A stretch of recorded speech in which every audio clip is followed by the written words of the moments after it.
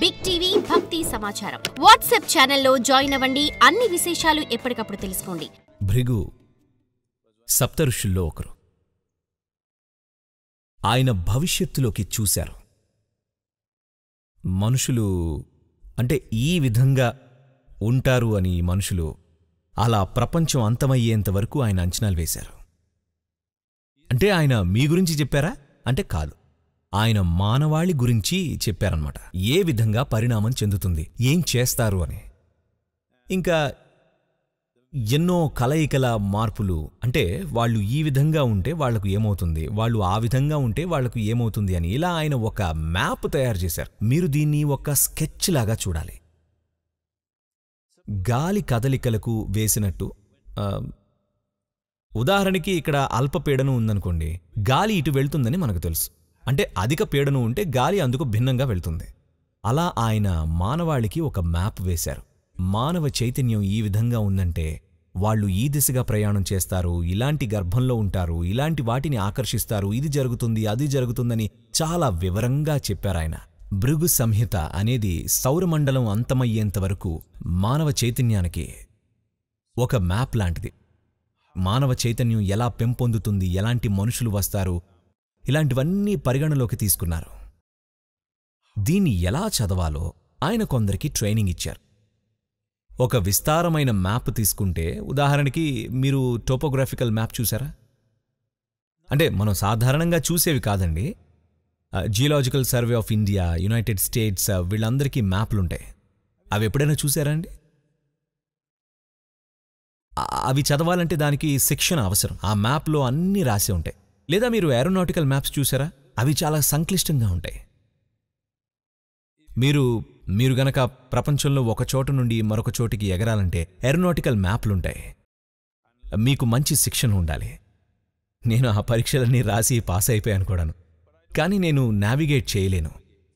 ఉదాహరణకు ఇక్కడ నుండి సౌత్ అమెరికాకు వెళ్ళాలి అనుకోండి, అంత సులువుగా వెళ్ళలేను. ఎందుకంటే ఈ భూగ్రహం గుండ్రంగా ఉంటుంది, తిరుగుతూ ఉంటుంది, టైమ్ జోన్లు మారిపోతూ ఉంటాయి. ఇవన్నీ మ్యాప్లో ఉంటాయి. అది చదవగలిగిన వారైతే 2 నిమిషాల్లో అది చూసి వెంటనే ఆ కోఆర్డినేట్స్ రాసుకుని ఎక్కడికి వెళ్లాలో తెలుసుకోగలరు.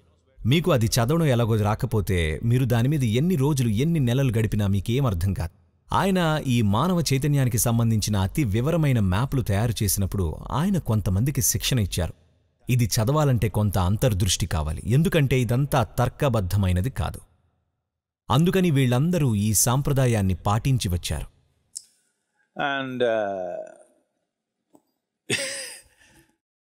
అందుకని మీరు ఎంత అనుమానపడ్డా కూడా, మీరు ఎలా ఉన్నా మీ మొహం మీదే మీకు మీరు ఒక మూర్ఖుడిలా అనిపించే విషయాలు చెబుతారు.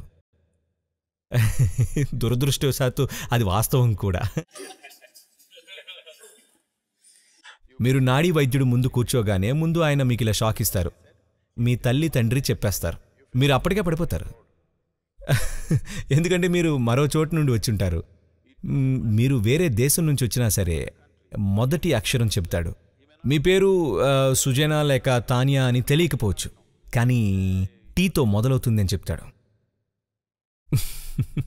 ఊరికే అలా. ఎందుకంటే ఆయన మీ గతమో మీ భవిష్యత్తునో చదవడం లేదు. ఆయన కేవలం ఆ మ్యాప్ను చదువుతున్నాడు. మ్యాప్ చదవడం ద్వారా ఇది ఉష్ణోగ్రత, ఇది ఎత్తు, ఇది అది ఇది ఇది అని చెప్పగలరు కదా. అలానే ఇది అంతర్దృష్టికి సంబంధించిన మ్యాప్. అతను ఒక విధమైన స్థితిలో ఉంటే తప్ప అలా చేయలేడు.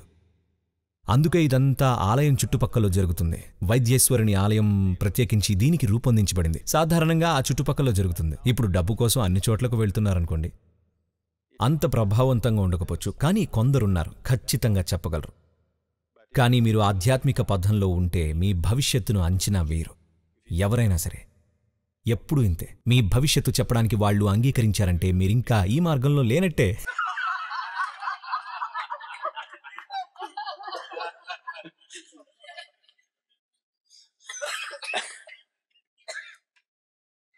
అందుకని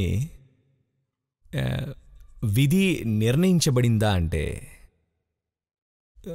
విధి ఎవరి చేతనో నిర్ణయించబడింది కాదు. ఇట్ ఈస్ యువర్ ఓన్ కర్మ. అది కేవలం మీ కర్మే. మీ సాఫ్ట్వేర్ ఒక విధంగా ఉంటే మీ విధి ఆ విధంగానే జరుగుతుంది.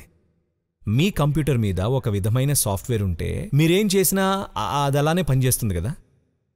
కానీ నేను కంప్యూటర్ బద్దలు కొట్టేసినా కూడా అది ఆపగలమా అంటే ఆపగలను. కానీ మళ్ళీ మీరు దాన్ని ఆన్ చేస్తే అదే హార్డ్ డ్రైవ్తో మళ్ళీ అదే వస్తుంది కదా, కాకపోతే వేరే కంప్యూటర్లో వస్తుంది.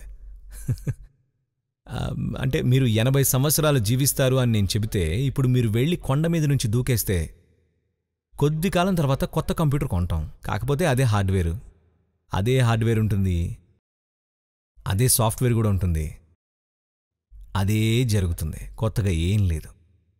అందుకని వాళ్ళు చూస్తున్నది జీవితంలోని ఆ అంశం, దాన్ని ప్రస్తుతానికి అన్వయించి చెప్పాలని చూస్తున్నారు. అందులో తప్పులు దొరలచ్చు కూడా, వాళ్ళు చేసే వివరణ ప్రతిసారి సరిగ్గా ఉండాల్సిన పనిలేదు. That interpretation may not always be right. కాని వాళ్ళు ముఖ్యంగా చదివింది ఇదేమిటి అదేమిటి అన్నది సరైనదే. ఎలా అంచనా వేస్తారు అన్నది వ్యక్తిగత నైపుణ్యం మీద ఆధారపడుతుంది. అందరూ ఒకేలా చేయలేరు. ఈ శాస్త్రమంతా భృగు సంహితగా అయ్యింది. కాని మీరు ఆధ్యాత్మిక మార్గంలో ఉంటే వాళ్ళు మీకు చెప్పరు, మీరు ఆ వరుసలోకి రారు. For more videos like this, subscribe Big TV channel.